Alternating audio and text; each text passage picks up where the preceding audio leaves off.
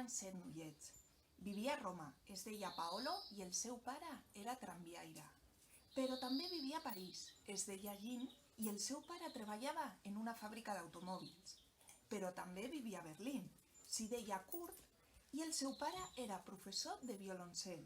Però també vivia a Moscou, es deia Yuri com Gagarin i el seu pare feia de paleta i estudiava matemàtiques.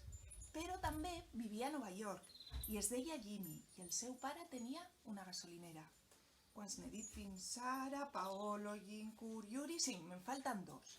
L'un es deia Chu, vivia a Xangai i el seu pare era pescador.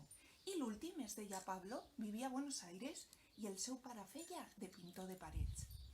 Paolo, Jim, Kurt, Yuri, Jimmy, Chu i Pablo eren 7, però eren tanmateix el mateix noiet que tenia 8 anys, que ja sabia llegir i escriure i anava en bicicleta sense posar les mans al manillar.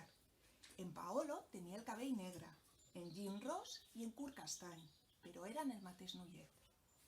Yuri tenia la pell blanca, Chu la tenia groga, però eren el mateix noiet. En Pablo anava al cinema en castellà i Jimmy en anglès, però eren el mateix noiet i reien en una mateixa llengua. Ara han crescut tots 7 i ja no podran fer-se la guerra, perquè tots 7 són un sol home.